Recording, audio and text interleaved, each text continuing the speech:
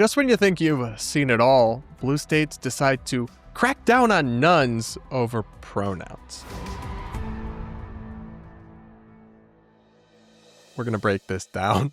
Welcome back to the channel, guys. Thanks for being here. Truly crazy story out of the state of New York, which is, of course, run by Democrats, a Democratic state legislature. And then the governor there, Kathy Hochul, is a solidly progressive, but not ultra far left Democrat. But at least on some of these social issues, she sure is acting like one. So we're going to tackle this story about this organization of nuns that has a charity where they provide palliative care to people dying of incurable cancer. But apparently they are failing to comply with the state's pretty extreme and invasive transgender rights edicts, even to their organization. And they face some pretty serious penalties and are being cracked down by the state. So here's the headline from the Washington Post editorial board. Catholic nuns face legal harassment for not using preferred pronouns.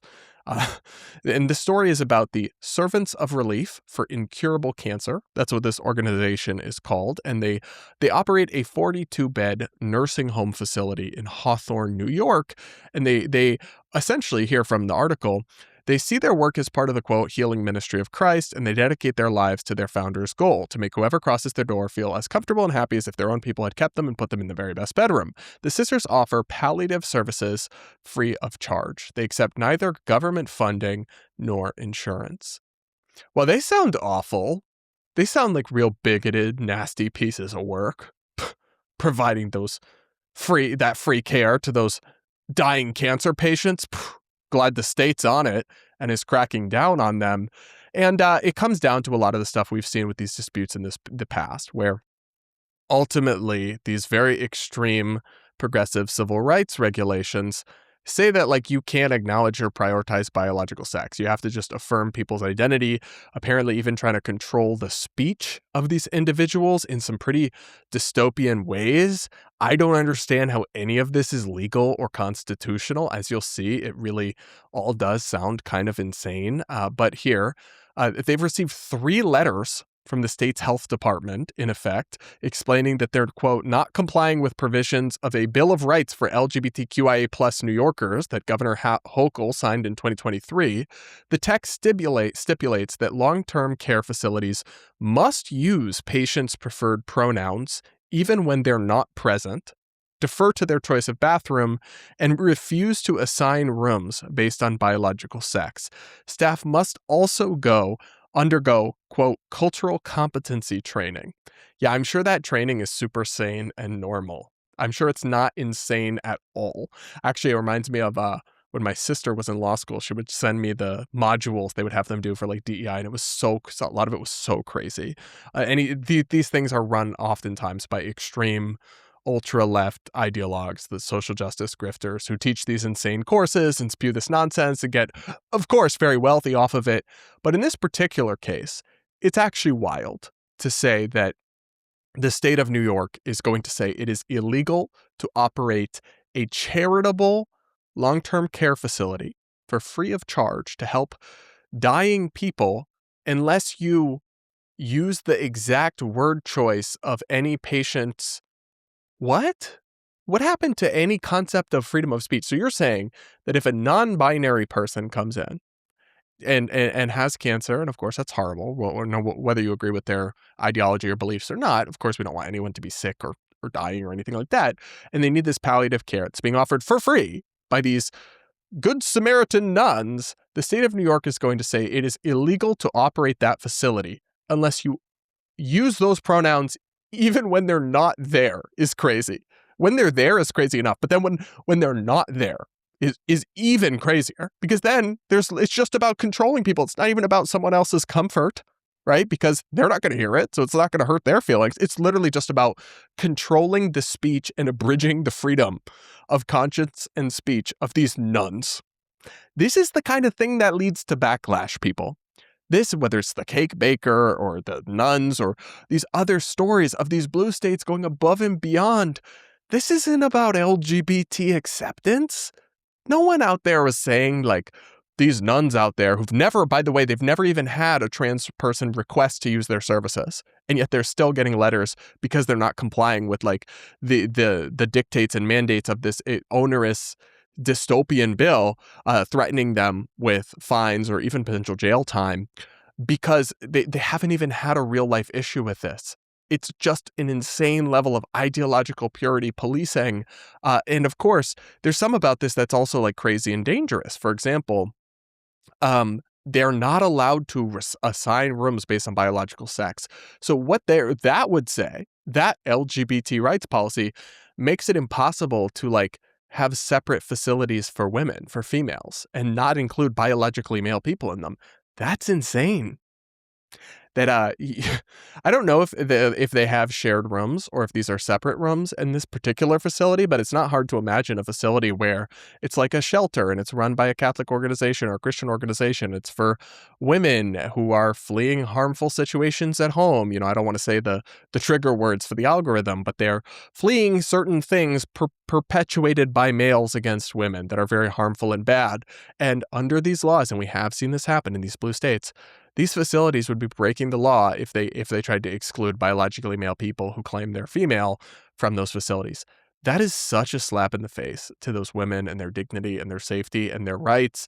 And it's like it's not helping or advancing anyone other than maybe some crazy, truly wild out there people who are trying to get forced into those facilities. But most trans people just living their lives aren't pushing for that, aren't demanding that. That has nothing to do with gay people and gay rights and gay acceptance. They're just chasing down these nuns and sending them threatening letters because they're not doing their cultural competency training, or they're not establishing the proper pronoun policies in their charitable business or a charitable organization. It's not even a business. They give away all this stuff for free. That's insane and so counterproductive and indicative of the kind of thing that has bred resentment and backlash. But you have all these politicians like Kathy Hochul who really do think they're doing amazing. They think they're doing their big one. They think, oh, I'm such a hero, I'm such a champion. And all these stupid activist organizations will give these people big awards and big prizes for their heroic work. In reality, they're a big part of the reason for the backsliding in public support and LGBT acceptance. So anyway, more from the article here. All of this would violate the sisters' consciences, yet failure to do so could cost them thousands of dollars in fines, loss of licensure, and even imprisonment. When their request for an exemption went unanswered this spring, they sued the state in federal court. The state couldn't even answer their request for an exemption. They couldn't even deny it. They just didn't answer it. That's not exactly making y'all look reasonable and accommodating or at all anything other than biased against these Christians and just wanting to crush them into submission with your ideology, Kathy Hochul. Okay. And so now the Trump Department of Justice is weighing in support of these nuns. And listen, I have lots of criticisms of their DOJ and the things they're doing, but on this one, they seem to be on the right side of history and just of common sense. Then there's Kathy Hochul, the governor, who is so far standing 10 toes down on this insanity. More from the Washington Post article here. This episode is another example of lawmakers searching for villains where there are none. Hochul said her law is meant to, quote, ensure hate will never have a place in New York. But what does she think is hateful about these sisters? We should also pause on that and say, like, that's one of those things that sounds nice, but is actually authoritarian and dystopian. What do you mean? Hate will never have a place in New York. Are we going to have hate police? Are you going to decide which opinions and words and viewpoints are too hateful and not allowed? Like, that is not a thing. In fact, you will have hate of some form or another in any free society where people are allowed to think and say and believe what they want, and some others will always subjectively consider that hate. There's no, first off, like, hate is just totally subjective. What is hateful and what is not, right? So there's no real objective test for that you could ever use to crack down on such a thing. But then what you're saying, this is one of those nice platitudes that you'll hear from progressive types that sounds lovely, but is actually a massive, massive red flag. If you're saying that there's no place for hate in the state of New York, you're saying there's no place for free speech. You're saying there's no free speech or freedom of thought, because as long as those necessary preconditions of human freedom exist, there will be some hate. there will be, or some things that some people will view as hate. That's just inevitable. That's human nature. And that's the complexity and emotional fervor of these issues that we disagree on, that are dividing our society and challenging us. If you're saying there's no hate, that means there's enforced conformity to one viewpoint, which is actually un-American and authoritarian and unconstitutional under our system of government. Anyway, more from the Post article here. The nuns note that their Catholic faith, quote, affirms the inherent dignity of each and every human person.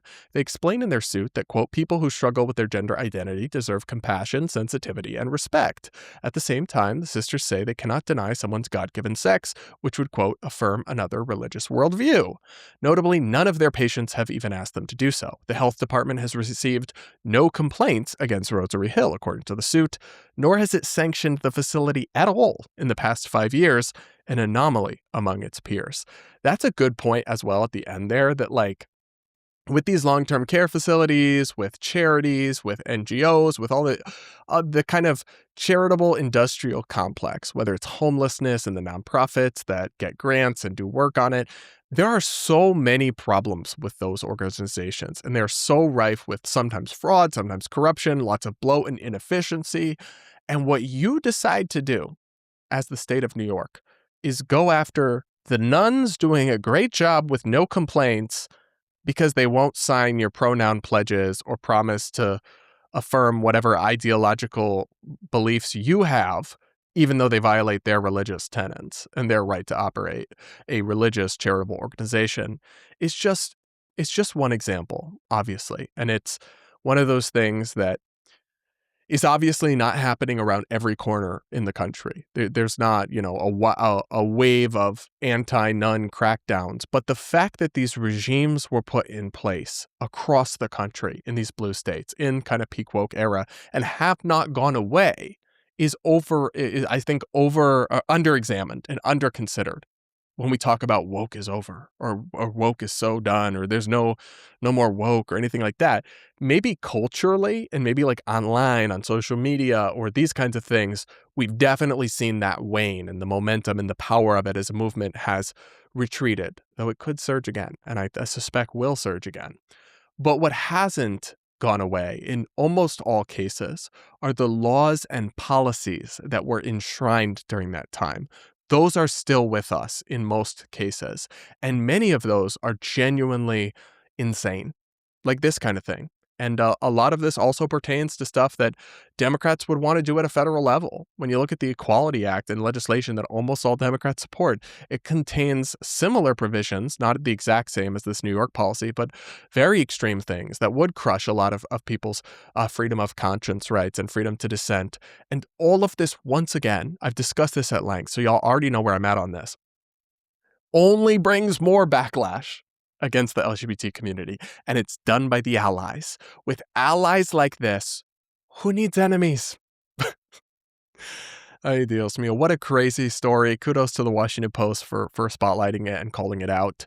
I'm a fan of their new editorial board with their kind of centrist, more individualist and capitalist and liberal in the classical sense minded perspective. So I tune into them a lot, or tune in. What am I saying? I'm so social media brained and podcast brained. I read them. I actually do read news websites every single day, guys.